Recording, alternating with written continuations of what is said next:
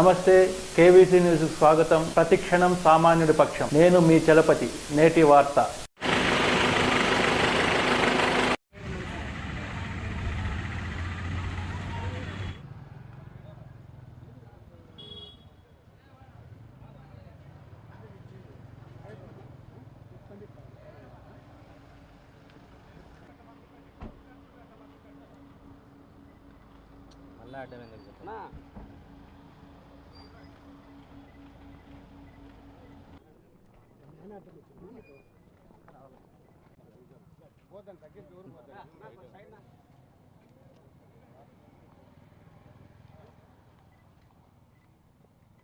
బండి పెట్టినారా?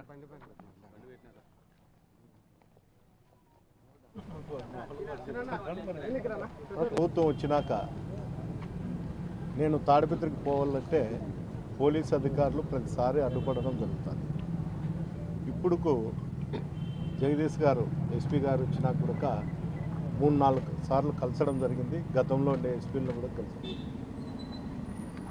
3 ఎస్పీలను కలిసినా కూడా ఈరోజు కూడా వాళ్ళు ఆలోచన చేస్తామని చెప్పేది తప్ప కనీసం అడ్డుపడము అనేది చెప్పడం లేదు. నాకు తెలియక అడుగుతున్నా, ప్రభుత్వంలో ఉన్నటువంటి అధికారులు ప్రజల క్షేమం కోరి ఎవరైనా ప్రజాప్రతినిధులకు పర్మిషన్ ఇస్తూ ఏదన్నా లీగల్గా అయితే ఇస్తూ దాన్ని నిర్వర్తించాల. కానీ ఇప్పుడు వరకు ప్రభుత్వం వచ్చి 100 రోజులు కావచ్చినా కూడా ఇంతవరకు కూడా నేను తాడిపత్రికి నా సొంత ఇల్లు ఉంది, అక్కడ మా కార్యకర్తలు నాయకులు అందరూ ఉన్నారు.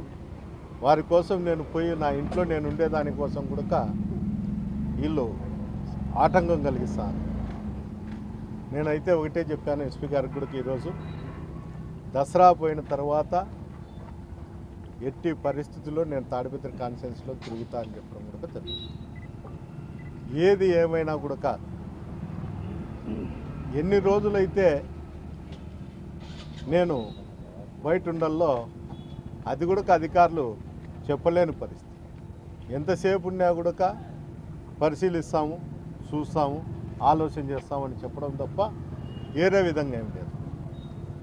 ఒకవేళ అధికారులకు కూడా మేము తెలుగుదేశం నాయకులతో చెప్పాల్సిన పరిస్థితి ఏమన్నా ఏర్పడుతుందేమో ఈ రాష్ట్రంలో నాకు అర్థం కావడం లేదు.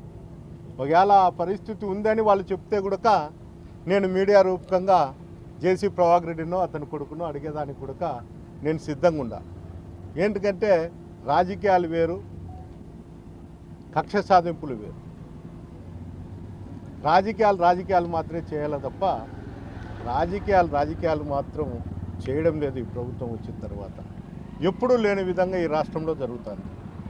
మాజీ ఎమ్మెల్యేలు ఎవరు కూడా కాన్స్టిట్యున్సీలు తిరగకూడదని దాడులు చేయడం తెలుగుదేశం వాళ్ళు. ఇంత నీచమైన సంస్కృతి తీసుకొచ్చినారు.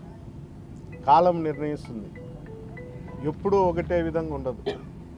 నేను ఒకటే చెప్తున్నా, ఈరోజు మీరు చెప్పేది కానీ మీరు చేసే చేష్టలకు కానీ తిరిగి లెక్కాచారం అనేది ఎప్పుడోసారి ఉంటుంది. ఇది ఎవరి చేతిలో ఉండదు, కాలం అయితే నిర్ణయిస్తుందని నేను ఖచ్చితంగా కూడా చెప్తాను.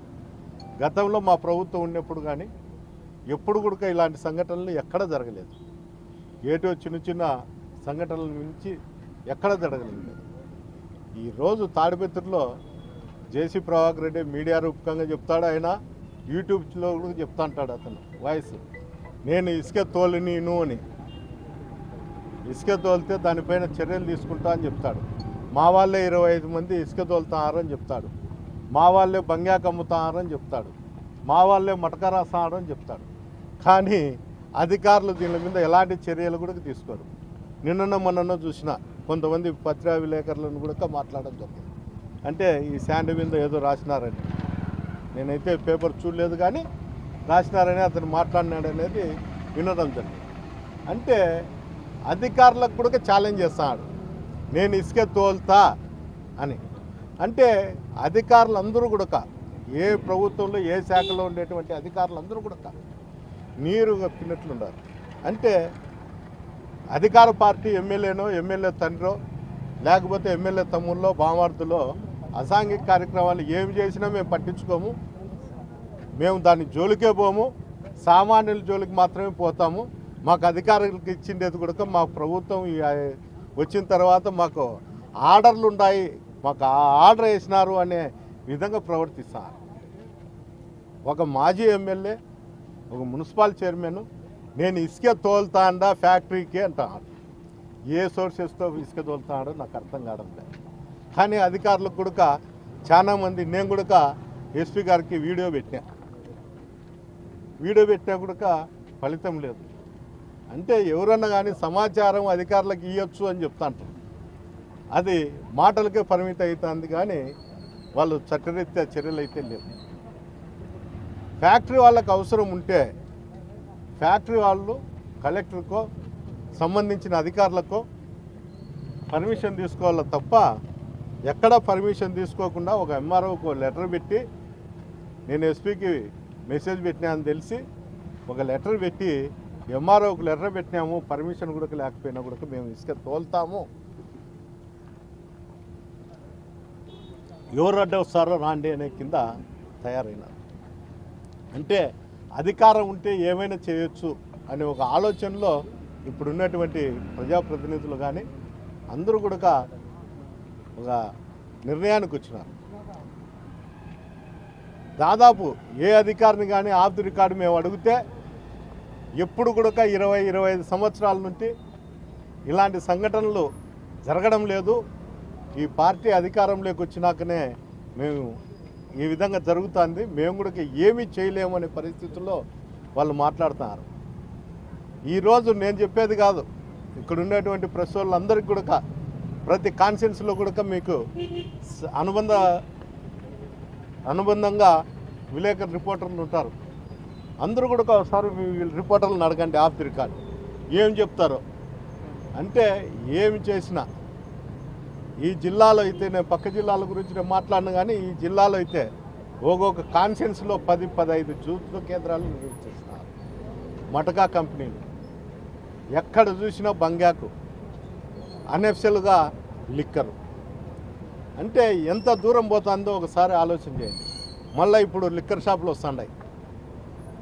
ఇక్కడ ఉండేటువంటి ప్రజాప్రతినిధులు శాసిస్తారు, మా కాన్స్టిట్యున్సీలలో ఎవరన్నా షాపులు వేసినా ప్రతిపక్ష పార్టీ వాళ్ళు వేస్తే మీ షాపులన్నీ పగలగొడతాం, మా అధికారులను పెట్టి రైడ్ చేస్తాం, మేము చెప్పిండేదే శాసనం అనే కింద ఈరోజు కూడా చెప్తారు. కానీ ఎక్కడ ఎంత దూరం పోతుందో ఈ వ్యవస్థ ఎవరికీ అర్థం కావడం లేదు. ఎస్పీ గారు మీరు కూడా ఆలోచించండి, జిల్లా అధికారులు, కలెక్టర్ గారు ఇలాంటి సంఘటనలు ఎక్కడ జరుపుకోకుండా కాపాడాల్సిన బాధ్యత మీ మీద ఉంది. ఈరోజు మేము మాట్లాడుతూ ఉన్నామని మీరు ఆలోచన చేయాల్సిన పరిస్థితి కూడా ఏర్పడింది.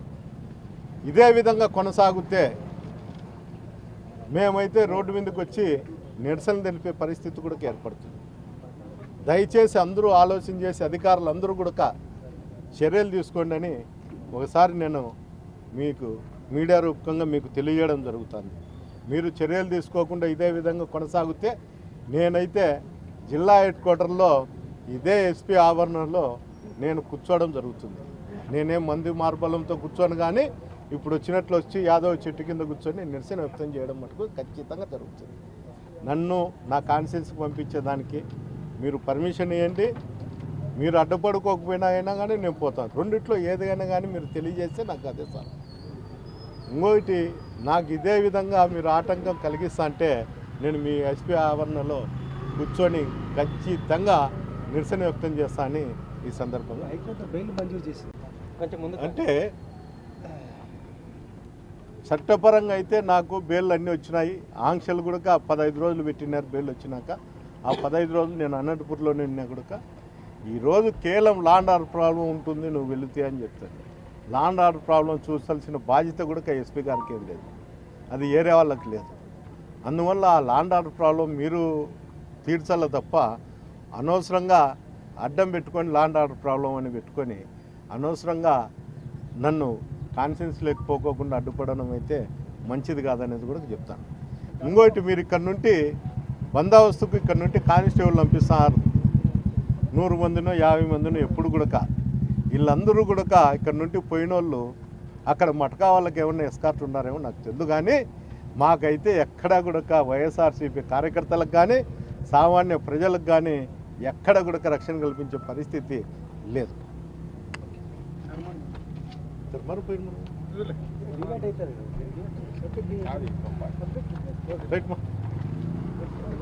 ఇంతటితో నేటి వార్త సమాప్తం. మరిన్ని వార్తా విశేషాలతో మీ ముందుకు వస్తుంది KV's news. Until then signing off మీ కేవీ చలపతి.